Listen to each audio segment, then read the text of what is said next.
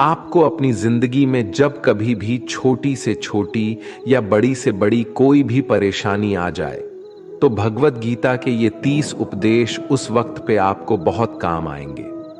ये पवित्र विचार आपके लिए समझना और उसे अपने जीवन में अनुकरण करना बहुत ही आवश्यक है। और ये 30 उपदेश 30वें से शुरू होकर पहले उपदेश पे समाप्त होगी। इसलिए वीडियो को आखिर तक पूरा ध्यान से सुने ताकि आपके भी जीवन में कल्याण हो सके। गीता का 30वां उपदेश है अश्वमेव भुक्तव्यम कृतम कर्म शुभाशुभम। इसका मतलब है कि आपने कोई भी कर्म किया हो उसका फल आपको जरूर भोगना पड़ेगा। अगर आपने अच्छे कर्म किए हैं तो वो जाने अनजाने में किसी मुश्किल वक्त पे आपको वो अच्छे कर्म उस मुश्किल वक्त से बचा ही लेंगे। अगर आपने गलत कर्म किए हैं, पाप किया है, तो उसकी सजा भी आपको जरूर मिलेगी। तो इंसान कितना ही छुप कर कर्म करे, चाहे वो कितना ही चालाकी से कर्म करे, लेकिन कहते हैं ना, उस परमात्मा के ईश्वर के चारों तरफ कैमरे लगे हुए हैं। हमारे एक एक कर्म पर वो प्रकृति, वो परमात्मा अपनी दृष्टि बनाए रखते हैं। हमारे एक एक कदम का हिसाब होता है। इसे हम एक कहानी से समझाते हैं। एक गांव में 2 मित्र रहते थे। उन दोनों ने विचार किया, इस गांव में हम धन नहीं कमा पा रहे हैं। वो दोनों धन कमाने के लिए शहर चले गए। कुछ वर्ष वहां रहकर उन्होंने काफी धन कमाया। फिर सोचा कि अब हम अपने घर वापस चलते हैं, और हमने अच्छा खासा धन कमा लिया है। उस समय पे यातायात की इतनी सुविधाएं नहीं होती थीं। वो अपने बैलों पर ही यात्रा कर रहे थे। चलते चलते मार्ग में रात हो गए, तो उन्होंने विचार किया कि आज रात हम यहीं विश्राम करते हैं। एक मित्र ने कहा कि मैं यहां पर रहकर धन की रक्षा करता हूं, तुम बाजार जाकर भोजन की व्यवस्था कर लो। जब वो मित्र बाजार गया तो उसके मन में पाप आ गया। उसने सोचा कि इतना पैसा हमने कमा लिया है, अगर मैं इसको यही जंगल में मार दूं तो सारा पैसा मेरा हो जाएगा, नहीं तो मुझे इसका आधा धन इसको देना पड़ेगा। मन में ये खोट आने पर उसने अपने मित्र के खाने में जहर मिला दिया, और जब वो खाना लेकर के अपने मित्र के पास गया, उसका मित्र वो जहर वाला खाना खाकर वहीं पर उसकी मृत्यु हो गई। वो व्यक्ति सारा धन लेकर के अपने घर वापस आ गया। फिर उसके घर में पुत्र ने जन्म लिया। जब उसका बेटा पैदा हुआ तो वो बहुत ही बीमार रहता था। उसने अपने जीवन में जो कुछ भी धन कमाया था, उसका वो सारा धन अपने बेटे के इलाज में ही खत्म हो गया। बेटा बड़ा होता गया और इसका धन नष्ट होता गया। जब उसका बेटा थोड़ा और बड़ा हो गया तो उसके पिता ने पूछा कि बेटा, तू इतना बीमार क्यों रहता है? तू ठीक क्यों नहीं होता? मैंने अपनी जिंदगी का सब कुछ तुझ पर लगा दिया है, फिर भी तेरी तबीयत ठीक नहीं रहती। तो उसके बेटे ने बोला, कौन सा बेटा और कौन सा पिता? मैं तो तेरा वही मित्र हूं जिसको तूने जंगल में जहर देकर मार दिया था। मैंने अपना वही हिसाब पूरा करने के लिए तेरे पुत्र के रूप में तेरे ही घर में आया हूं। अब मेरा तेरा हिसाब बराबर। अब मेरा जीवन यहीं समाप्त होता है। तो गीता का उपदेश हमें यही सिखाता है, कोई अपने आप को कितना भी चालबाज समझता हो, होशियार समझता हो, लेकिन अगर उसने गलत कर्म किया है, चाहे आज नहीं तो कल उसे उसका फल भोगना ही पड़ता है। कोई भी व्यक्ति अपने किए हुए कर्म से बिना उसको भोगे कभी छूट नहीं सकता। गीता का 29वां उपदेश है कि आपके सारे दुखों का कारण किसी को अपना मानना है। आप कभी गौर करना, आपकी जिंदगी के सारे दुख, सारी तकलीफें, सारी चिंताएं वहीं से आते हैं जहां आपका अपमान होता है कि ये मेरा है, ये मेरा अपना है। यहीं से आपकी जिंदगी में दुख का आना शुरू हो जाता है। इसे एक छोटी सी कहानी से समझते हैं। एक व्यक्ति के पास एक बहुत बड़ा महल था। उसने जिंदगी भर की सारी संपत्ति लगाकर उस महल को बनाया था। आसपास के शहरों के कई लोग उसके महल को देखने आते थे। कई बड़े बड़े सेठ उसके महल को खरीदने की कोशिश करते थे। इसलिए वो महल उसका अहंकार हो गया, उसके जीने की वजह था। उसका उस महल से बहुत लगाव था। एक दिन उसके महल में आग लग गई और वो कहीं बाजार गया हुआ था। जब वो घर लौट कर आया तो उसने देखा कि उसका महल तो आग में जल रहा है। अपने घर को आग में जलता हुआ देखकर उसे इतना दुख हुआ। उसने कहा, अगर ये महल नहीं रहेगा तो मैं भी जिंदा नहीं रहूंगा। अगर मेरा महल ही जलकर राख हो जाएगा तो मैं जी कर क्या करूंगा। वो भी उसी आग में छलांग लगाने की कोशिश करने लगा तो किसी दूसरे व्यक्ति ने उसे रोक लिया और कहा कि भाई, ये जो तुम्हारा महल है, इस महल को तुम्हारे कल बेटे ने किसी और को बेच आया है। जब उसे पता चला कि ये महल अब मेरा नहीं किसी और का हो चुका है तो उसकी सारी चिंता खत्म हो गई। जैसे और लोग उस जलते हुए महल को देखकर तमाशा देख रहे थे, वैसे ये भी खड़ा हो गया। इतने ही देर में उसका बेटा आया। वो अपने बेटे को देखकर बहुत खुश हुआ। उसे आशीर्वाद देने लगा कि तेरे जैसा बेटा तो बहुत भाग्य वाले माता पिता को मिलता है। तुमने तो मेरी जिंदगी बचा ही ली। आज इस घर में आग लग रही थी और तूने कल ही इसका सौदा कर दिया। वो अपने पिताजी से कहने लगा कि पिताजी, इस महल के सौदे के लिए बात तो करने गया था, पर सौदा कभी पक्का हुआ ही नहीं है। जब उसके पिता ने यह सुना कि अभी इस महल का सौदा हुआ ही नहीं है तो वो दोबारा से फूट फूट कर रोने लगा और अपनी छाती पीटने लगा। महल वही है, इंसान वही है, लेकिन जब महल मेरा है तब वो दुख भी देता है, खुशी भी देता है। लेकिन जब वो मेरा नहीं है, उससे मेरा कोई रिश्ता नहीं है, तो सारे दुख खत्म हो जाते हैं। ऐसे ही जिंदगी में जब किसी जगह, किसी इंसान को, किसी रिश्ते को, किसी काम को हम अपना मान लेते हैं, मेरा मान लेते हैं, वो वहीं से सारे दुखों की शुरुआत होती है, वहीं से हर तकलीफ की शुरुआत होती है। तो श्रीमद् भगवद गीता का ये 29वां उपदेश यही कहता है कि आप जैसे ही किसी को अपनी जिंदगी जीने की वजह मान लेते हो, इसके बिना तो मैं जी ही नहीं सकता, तो फिर वो चीज, वो इंसान, वो काम आपको बहुत दुख देता है। दोस्तों, इससे पहले कि हम 28वें उपदेश पर जाए, आपसे विनती है कि अगर आप इस वीडियो से कुछ भी सीख रहे हैं तो इस वीडियो को एक लाइक कर दीजिए और इस चैनल को सब्सक्राइब कर लीजिए। तो फिर चलिए आगे बढ़ते हैं। गीता का 28वां उपदेश है कि आज मैं जियो। हल्की चिंता करना छोड़ दो। जो भी व्यक्ति अपनी बीते हुए कल या अपने आने वाले कल में खोया हुआ रहता है, वो जिंदगी में कभी खुश नहीं रह सकता। आपको जिंदगी में खुशी सिर्फ और सिर्फ तब मिल सकती है जब आप वर्तमान में जी सके, आज के आनंद को जी सके। बीते हुए कल और आने वाले कल का कोई वास्तविक अस्तित्व नहीं होता।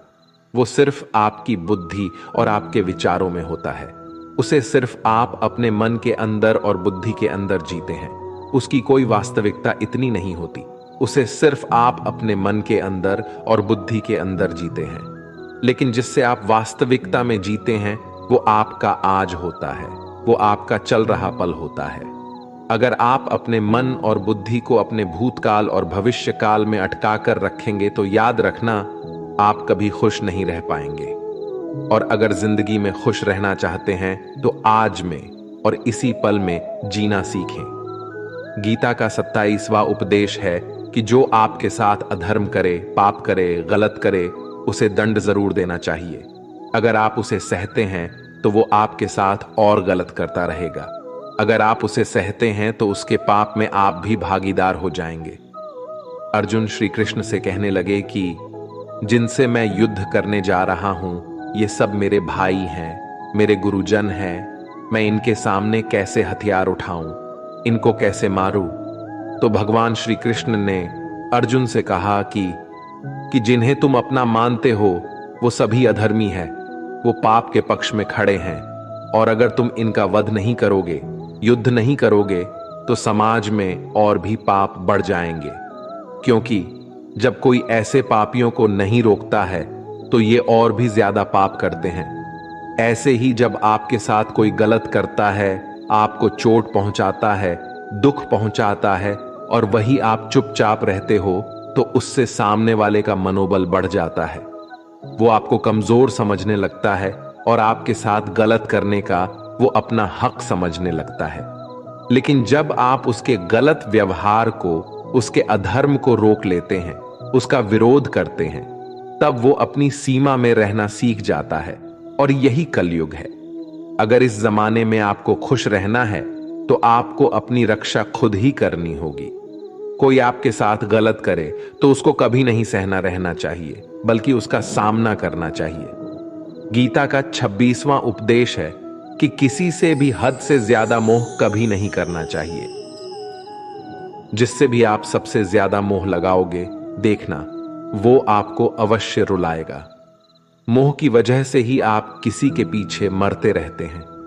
मोह की वजह से ही आपको कई बार अपमान भी सहना पड़ता है, और कई लोगों को मोह की वजह से ही अपना अपमान दिखता भी नहीं है कि सामने वाला मेरी इज्जत तक नहीं कर रहा और मैं इसके पीछे मरा जा रहा हूं। वो आपकी आंखों पे ऐसी पट्टी लगा देता है कि आपको सच और झूठ दिखाई ही नहीं देता। आपको किसी इंसान का चेहरा दिखाई नहीं देता। आप जो देखते हैं, जो सुनते हैं, उसी पर यकीन करने लगते हैं, फिर चाहे आपको कितना ही दर्द मिल रहा हो। अगर आप किसी इंसान को ठीक से समझना चाहते हैं, उसकी सच्चाइयों को जानना चाहते हैं, तो उसके लिए बहुत जरूरी है कि आप उसके मोह से जल्द बाहर आ जाएं। आपका मोह आपको दुख देता है। जिस दिन मोह खत्म, उस दिन आपको किसी भी रिश्ते से कोई दुख नहीं मिल सकता, क्योंकि आपको फिर कोई फर्क ही नहीं पड़ेगा। गीता का 25वां उपदेश यह है कि आप वो मत करो जो सभी करते हैं, बल्कि वो करो जो आपके लिए सही है। स्वधर्मम निधनम श्रेय भारत धर्मो भयावह। श्री कृष्ण ने अर्जुन से कहा कि एक जो तेरा कर्तव्य है, जो तेरे लिए सही है, जो तुझे करना चाहिए वो कर तू। कभी भी वो काम मत कर जो दुनिया कर रही है। क्योंकि अर्जुन श्री कृष्ण से कहने लगा कि ऐसे भयंकर युद्ध में पढ़ने से अच्छा है कि मैं सन्यासी बन जाऊं। तो श्री कृष्ण ने अर्जुन से कहा कि सन्यासी बनना तेरा कर्म नहीं है, तेरा धर्म नहीं है, क्षत्रिय है तू। कर्म और तेरा धर्म यही है कि तू अधर्म का नाश कर, धर्म की रक्षा कर। ऐसे ही हर इंसान का एक अलग कर्तव्य होता है, एक अलग ही मार्ग होता है। तो कभी भी उस मार्ग पर मत जाना जहां सारी भीड़ जा रही हो। कभी भी वो काम मत करो जो दुनिया करती है, कि आजकल का ये ट्रेंड हो गया है, ये फैशन हो गया है, सब करते हैं इसलिए हम भी कर रहे हैं। सारी भीड़ यही काम कर रही है इसलिए हम भी कर रहे हैं। अगर आप वो करोगे जो भीड़ कर रही है, तो आप भी उसी भीड़ में कहीं खो जाओगे। लेकिन वही अगर आप वो करोगे जो आपके लिए सही है, जो आपकी प्रतिभा है, तो दुनिया की सारी भीड़ में भी आप सबसे अलग नजर आओगे। गीता का 24वां उपदेश है कि जिंदगी में धोखा अपने ही देते हैं, क्योंकि उनको आपकी कमजोरियों का पता होता है। बाहर वाला आपको धोखा नहीं दे सकता, क्योंकि उसको आपके बारे में पता ही नहीं है कि आपको चोट कहां पहुंचानी है। लेकिन जो आपका अपना है, आपका खास है, उसे बहुत गहराइयों से पता होता है कि इसकी कमजोरी क्या है। ऐसा क्या करें जिससे इसको दर्द पहुंचाया जा सके, जिससे इसको हम नीचा दिखा सकते हैं, इसको चोट पहुंचा सकते हैं। ये कलयुग है, इसमें बाहर वालों से नहीं, जो हमारे अपने हैं ना, उनसे ही सावधान रहना होता है। महाभारत का युद्ध दो अलग अलग राज्यों में नहीं हुआ था, बल्कि एक ही परिवार के भाइयों में हुआ था। सभी आपस में एक ही वंश के लोग थे। कितनी बार दुर्योधन ने जहर देकर भीम को मारना चाहा। न जाने कितनी बार दुर्योधन ने पांडवों को जान से मारने की कोशिश की।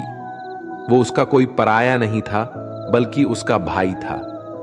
सारी लड़ाइयां घर के अंदर ही होती हैं, बाहर कौन लड़ेगा? हमसे घर में ही सारे झगड़े होते हैं। तो आपको चोट सिर्फ वही लोग पहुंचा सकते हैं जो आपके अपने हैं। आपको धोखा सिर्फ वही लोग दे सकते हैं जो आपके अपने हैं। गीता का 23वां उपदेश है, जो इंसान अपनी रक्षा खुद नहीं कर सकता, उसकी रक्षा भगवान भी नहीं कर सकते। श्री कृष्ण अर्जुन से कहते हैं कि तस्मात् सर्वेषु कालेषु माम नुस्मर युध्य च, यानी कि हे अर्जुन, तू हर काल में मेरा स्मरण करते रहना और युद्ध भी करते रहना। तो अर्जुन ने श्री कृष्ण से पूछा कि ये युद्ध तो कुछ ही दिनों में समाप्त हो जाएगा, लेकिन आप कह रहे हैं कि तू हमेशा मेरा स्मरण करते रहना और युद्ध करते रहना। हमेशा युद्ध करने का क्या मतलब है? तो श्री कृष्ण ने अर्जुन से कहा कि ये जिंदगी ही रणभूमि है। इस जीवन में सुख दुख आते ही रहेंगे और तुझे उनका डट के मुकाबला करना है। श्री कृष्ण ने यह नहीं कहा कि तू चुप करके बैठ जाना और मैं लड़ाई करूंगा। बहुत गहराई है गीता के ज्ञान में। हमारे जीवन की डोर भी संभाल के ईश्वर बैठे हुए हैं, लेकिन युद्ध हमें ही करना है। ईश्वर को याद करना है कि हे ईश्वर, मुझे शक्ति देना, मुझे समझ देना, मुझे बुद्धि देना, ताकि मैं अपनी जिंदगी की सारी लड़ाइयां जीत सकूं, मैं जिंदगी में सही मार्ग पर चल सकूं। लेकिन आपको अपनी लड़ाई खुद ही लड़नी पड़ती है। जो लोग ये कहते हैं कि हम कुछ नहीं करेंगे, सभी ईश्वर करेंगे, तो कहते हैं कि आलसी इंसान को देखकर तो भगवान भी घबरा जाता है। ये कुछ नहीं करेगा। भगवान ने बुद्धि दी है, समझ दी है। ईश्वर आपको प्रेरणा देते हैं, शक्ति देते हैं, लेकिन आपको अपनी रक्षा स्वयं ही करनी पड़ेगी। गीता का 22वां उपदेश है कि कोई भी ऐसी गंदी आदत खुद को मत लगने देना जो आपकी जिंदगी को बर्बाद कर दे। कहीं ना कहीं महाभारत का ये युद्ध एक जुआ की आदत की वजह से ही शुरू हुआ था। सारा खेल वहीं से शुरू हुआ था। एक ऐसी जुआ की लत जहां युधिष्ठिर ने अपने भाइयों को दांव पर लगा दिया, अपनी पत्नी को दांव पर लगा दिया, ऐसा जितने का नशा की अपना सब कुछ गंवा दिया। ऐसे ही हम भी अपनी जिंदगी में जब कोई ऐसी गंदी आदत लगा देते हैं, चाहे वो कोई भी हो, चाहे वो नशे की हो, मोबाइल की हो, किसी इंसान की हो, कोई गलत काम करने की हो, कोई भी गलत आदत जो आपको बर्बाद कर सकती है, अगर आप उसको नहीं छोड़ेंगे तो आपका सब कुछ खत्म हो जाएगा। इससे पहले कि आपकी आदत आपको खत्म कर दे, आप अपनी गलत आदतों को खत्म कर दीजिए। गीता का 21वां उपदेश यह है कि आलसी इंसान कभी कुछ हासिल नहीं कर सकता। अधिकतर लोग सिर्फ योजनाएं ही बनाते रहते हैं कि मुझे बड़ा घर चाहिए, मुझे बड़ी गाड़ी चाहिए, मैं दुनिया घूमना चाहता हूं, मुझे ये चाहिए वो चाहिए। ये हर कोई सोच लेता है, लेकिन उस पर मेहनत करना, अपना कर्म करना वो नहीं करते। क्योंकि चाहना तो बहुत आसान है, लेकिन उसके लिए कर्म करते रहना वो बहुत मुश्किल है। हर कोई चाहता है कि मेरा शरीर फिट हो, लेकिन उसके लिए एक्सरसाइज करना वो आपको ही करना होगा। जो इंसान आलसी बन के बैठा रहता है तो उसे ना ही अच्छा शरीर मिलता है और ना ही अच्छा जीवन मिलता है। तो अगर जिंदगी में कुछ पाना चाहते हो तो आलस्य को अपनी जिंदगी से दूर कर देना। आलस्य के चलते ही आपको कुछ मिलने वाला तो नहीं, लेकिन जो आपके पास है ना, वो भी गवा दोगे। गीता का 20वां उपदेश ये है कि जिंदगी में अगर खुशी चाहते हो तो मन की गुलामी को त्याग कर दो। कई लोग कहते हैं कि हम करना तो बहुत कुछ चाहते हैं, लेकिन कुछ कर ही नहीं पाते। पता भी सब कुछ है कि क्या करने से हमारी जिंदगी बेहतर हो सकती है, क्या चीज है जो हमको नुकसान पहुंचा रही है, लेकिन फिर भी कुछ कर नहीं पाते। समझते सब कुछ है, लेकिन समझकर भी, चाहकर भी कुछ कर ही नहीं पाते। वो इसलिए होता है क्योंकि आप अपने मन के गुलाम बन चुके हो। लोग तो अपनी जीभ का भी स्वाद तक नहीं छोड़ पाते। फिर कहते हैं कि हम पतले नहीं हो पाते, फिट नहीं हो पाते, सक्सेस नहीं मिल रही है, क्योंकि जो आपको करना चाहिए आप वो करते ही नहीं हैं। आपका मन सब कुछ समझकर भी आपको वो करने ही नहीं देता। इसलिए जिंदगी में अगर आगे बढ़ना है तो अपने मन के अनुसार चलना छोड़ दो। जो आपके लिए सही है वो ही आपको करना चाहिए। गीता का 19वां उपदेश यह है कि जो आपका है वो आपको मिल के ही रहेगा, और जो नहीं मिला है उसके लिए रोना छोड़ दो। आप जिसके लिए जितना रोगे वो चीज आपसे उतना ही दूर चली जाएगी, और जो चीज आपकी सच में है वो कहीं ना कहीं से आपके पास जरूर पहुंच जाएगी। इसलिए जो आपको जिंदगी में हासिल नहीं हो रहा है, हासिल नहीं हुआ है, उसका पछतावा करना, उसके लिए रोना आपको बिल्कुल बंद कर देना चाहिए। गीता का 18 उपदेश ये है, आप संसार में जितना प्रेम लगाओगे उतना ही जीवन में दुख और पीड़ा का अनुभव करोगे। गीता का 17वां उपदेश यह है कि जिस इंसान को बात बात पर क्रोध आता है, सुख और शांति उसके जीवन में कभी नहीं आ सकते। क्योंकि जो इंसान बहुत ज्यादा क्रोधी होता है, उसके सारे मित्र उसे छोड़कर चले जाते हैं। वो अपने मन में भी दर्द में ही जीता रहता है, तकलीफों में जीता है। ज्यादा गुस्सा करके या ज्यादा क्रोध करके जो भी आपके पास है ना, वो आप उसे खो दोगे और ऐसे इंसान को शांति कभी नहीं मिलने वाली है। इसलिए अपनी जिंदगी में शांति अगर चाहते हो तो बात बात पर गुस्सा करना छोड़ देना चाहिए। गीता का 16वां उपदेश है कि चाहे आप किसी की मदद करें या ना करें, लेकिन जानबूझकर कभी किसी का दिल नहीं दुखाना चाहिए। क्योंकि जब आपकी वजह से किसी का दिल दुखता है ना, तो याद रखना आपको भी वही दर्द एक दिन जरूर मिलेगा। लेकिन जब आप किसी का दिल दुखाते हैं तो आपको भले पता ना चलता हो, लेकिन जब कोई भी आपका दिल दुखाता है तब आपको समझ में आ जाता है कि दिल पर चोट लगने की वजह से कितना दर्द होता है। इसलिए चाहे आप किसी की मदद करो या ना करो, लेकिन किसी का दिल कभी भी नहीं दिखाना चाहिए।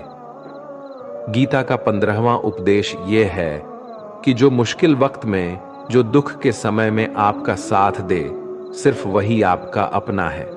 बाकी सब अपनेपन का नाटक करने वाले बहुत लोग होते हैं, बड़ी बड़ी बातें करने वाले बहुत लोग होते हैं कि हम आपसे बहुत प्रेम करते हैं। कोई भी दुख हो, कोई भी तकलीफ हो, हमें याद कर लेना। लोग दुख उठाने की बात करते हैं, लोग आने जाने की बात करते हैं, हाथ मिलाना तो ठीक से नहीं जानते और दिल मिलाने की बात करते हैं। जब सच में आपकी जिंदगी में तकलीफ आएगी ना, तब आपको समझ में आ जाएगा कि आपका साथ देने के लिए कौन खड़ा है और कौन भाग गया। क्योंकि उस समय पे सारे लोग भाग जाते हैं, क्योंकि लोगों को पता होता है कि ये व्यक्ति हमारे पास आया तो हमसे मदद ही मांगेगा और वो हमें कुछ दे नहीं पाएगा। लोग आपसे सिर्फ तभी रिश्ता रखते हैं जब आप उन्हें कुछ दे सकते हैं और आपसे उन्हें कुछ फायदा हो सकता है। लेकिन जब लोगों को ये पता चल जाता है, ये समझ में आ जाता है कि उनको आपसे कोई फायदा नहीं होने वाला, बल्कि उनको तो आपकी मदद करनी पड़ेगी, तो वो आपको दूर से ही देखकर भाग जाते हैं। इसलिए जो आपके मुश्किल वक्त में आपके साथ खड़ा हो, सिर्फ वही आपका अपना होता है। बाकी इस दुनिया में सब पराये होते हैं, क्योंकि सिर्फ अपना अपना कह देने से कोई अपना नहीं हो जाता। गीता का 14वां उपदेश है कि जो भी होता है अच्छे के लिए होता है, और जो हो रहा है वो भी अच्छे के लिए ही हो रहा है, और जो आने वाले भविष्य में होगा वो भी अच्छे के लिए ही होगा। वैसे ये बहुत गहरी बात है। कुछ चीजें जिंदगी में ऐसी होती है जो हमें लगता है कि मेरे साथ ही ऐसा क्यों हुआ, मेरे साथ ही होना था ये सब। लेकिन जब वो वक्त गुजर जाता है, एक दिन हमको समझ आ जाता है कि अगर हमारे साथ ये सब नहीं होता तो आज हम इस मुकाम पर नहीं होते। अगर मेरे साथ ये सब नहीं होता तो शायद हमारी जिंदगी और भी बर्बाद हो सकती थी। इसलिए अगर हमें ये समझ में आ जाए कि जिंदगी में जो कुछ भी हो रहा है वो सब अच्छे के लिए ही हो रहा है, तो जीवन में हमेशा खुश रहेंगे। गीता का 13वां उपदेश है कि हर काम को समझदारी से करना ही योग होता है। योगः कर्मसु कौशलम। कई लोग काम तो करते हैं लेकिन उन्हें हासिल कुछ नहीं होता। बहुत लोग कहते हैं कि हम तो मेहनत बहुत करते हैं, तब भी जिंदगी में सफलता हासिल नहीं हो रही है। लेकिन सच्चाई ये है कि बहुत कुछ करने से, बहुत मेहनत करने से आपको सफलता नहीं मिलेगी, लेकिन सही तरीके से, सही समझ के साथ काम करने से आपको जिंदगी में सफलता अवश्य मिलेगी। गीता का 12वां उपदेश है कि कभी भी किसी भी चीज की अति नहीं करनी चाहिए। कोई भी चीज हद से ज्यादा नहीं करना चाहिए। किसी से प्रेम भी हद से ज्यादा मत करना, किसी से नफरत भी हद से ज्यादा नहीं करना। हद से ज्यादा मीठा भी खराब हो जाता है, हद से ज्यादा कड़वा भी खराब हो जाता है, हद से ज्यादा आराम भी आपको बीमार कर सकता है, हद से ज्यादा खाना भी आपको बीमार कर देगा, हद से ज्यादा भूखा रहना भी आपको नुकसान ही पहुंचाएगा। और हद से ज्यादा जागना भी आपको बहुत ज्यादा नुकसान पहुंचाएगा। इसलिए जीवन को संतुलन के साथ जीना चाहिए। जैसे ही आप संतुलन को खो देते हैं, वैसे ही आपके जीवन में कोई ना कोई छोटी या बड़ी दुर्घटना हो जाती है। गीता का 11वां उपदेश है कि जिसे आप सबसे ज्यादा महत्व दोगे, वो आपको कभी महत्व नहीं देंगे। आपने कभी गौर किया है कि आपका अपमान कौन लोग करते हैं कि आप जिसे सबसे ज्यादा, हद से ज्यादा महत्व देते हैं? दूसरों की इज्जत करना अच्छी बात है, पर दूसरों की अगर बहुत ज्यादा इज्जत करेंगे, उनकी नजर में आपकी इज्जत खत्म हो जाती है। इसलिए किसी को भी कभी भी अपना सब कुछ नहीं बनाना चाहिए कि तुम ही मेरे सब कुछ हो। जैसे ही आप किसी को अपना सब कुछ बना लेते हैं, तो आप उसके लिए कुछ भी नहीं रह जाते। इसलिए लोगों को इज्जत उतना ही देना चाहिए जितना वो हजम कर सके। हद से ज्यादा इज्जत देना आपकी ही बेइज्जती करवा सकता है। गीता का 10वां उपदेश है जिसके साथ सत्य और ईश्वर की शक्ति है। चाहे सारी दुनिया उसके खिलाफ ही क्यों ना हो जाए, लेकिन अंत में जीत उसी की होती है। श्रीमद् भगवद गीता में कुल 700 श्लोक है और 18 अध्याय हैं। गीता का आखिरी श्लोक है, यत्र योगेश्वरः कृष्णो यत्र पार्थो धनुर्धरः तत्र सिरिरः विजय और भूति विधवाणी फिर मतिर्ममः। धृतराष्ट्र बार बार संजय से पूछता था कि बताओ, युद्ध में कौन जीत रहा है, कौन हार रहा है, क्योंकि उसे विश्वास था कि भीष्म पितामह मेरे पक्ष में है, गुरु द्रोणाचार्य मेरे पक्ष में है और यहां तक कि कर्ण भी मेरे पक्ष में है, तो भला हमें कौन हरा सकता है। लेकिन संजय ने धृतराष्ट्र को कहा कि जहां ईश्वर है वहीं पर सकते हैं और हमेशा वहीं जीत होती है। चाहे आपके पास कितनी भी शक्ति क्यों ना हो, लेकिन सत्य और ईश्वर जिसके लिए खड़े हो जाए, उसे दुनिया में कोई भी नहीं हरा सकता। गीता का 9वां उपदेश है कि किसी पर भी आंखें बंद करके भरोसा नहीं करना चाहिए। जैसे महाभारत की कथा में दुर्योधन ने कितनी बार षड्यंत्र करके पांडवों को मारने की कोशिश की, आग में जलाने की कोशिश की, पर वो धर्म पर चलने वाले लोग बार बार उसकी बातों में आ गए। ये बात और है कि ईश्वर उनकी रक्षा कर रहे थे, पर जिसे वो अपना भाई समझ रहे थे, जिससे वो अपना सगा समझ रहे थे, जिस पे वो भरोसा कर रहे थे, वही उनकी मृत्यु करवाना चाहता था। इसलिए भरोसा करते समय अपनी आंखें जरूर खुली रखनी चाहिए। गीता का 8वां उपदेश है कि जीवन में वैसे तो लड़ाई झगड़े से बचना चाहिए, लेकिन जब बात आपके चरित्र, सम्मान और अधिकार की हो, तो लड़ना भी चाहिए। अर्जुन भी महाभारत का युद्ध करना नहीं चाहते थे, क्योंकि सामने उसके अपने खड़े थे। लेकिन श्री कृष्ण ने उन्हें उपदेश दिया कि यहां पर बात लड़ाई की नहीं है, तेरे सम्मान की है, तेरे चरित्र की है, तेरे अधिकार की है। जो द्रौपदी के साथ कौरवों ने भरी सभा में अपमान किया, उसे नग्न करने की कोशिश की, इतना बड़ा अधर्म किया, वो तुम्हें कभी नहीं सहना चाहिए। इसलिए बात जब आपके चरित्र पर आ जाए, आपके सम्मान पे आ जाए, तो चाहे वो अपना ही क्यों ना हो, आपको उसके साथ अवश्य ही लड़ना चाहिए। गीता का 7वां उपदेश है कि चाहे कितना भी बुरा वक्त आ जाए, लेकिन जो इंसान जिंदगी में कभी हिम्मत नहीं हारता, वो सब कुछ हासिल कर सकता है। जब पांडव लोग जुए में सब कुछ हार गए, उनको 12 साल के लिए वनवास मिला और 1 साल के लिए अज्ञातवास। वो भिक्षा मांग के अपनी जिंदगी को पालते थे, भयानक जानवरों के बीच जंगलों में भटकते रहते थे। लेकिन इतना मुश्किल वक्त झेलने के बाद भी आखिर में विजय उन्हीं की हुई, क्योंकि उन्होंने अपने अंदर कभी हिम्मत नहीं खोई। ऐसे ही आपकी जिंदगी में कितना ही मुश्किल वक्त क्यों ना आ जाए, लेकिन आपके अंदर अगर हिम्मत है तो जीत आपकी अवश्य होगी।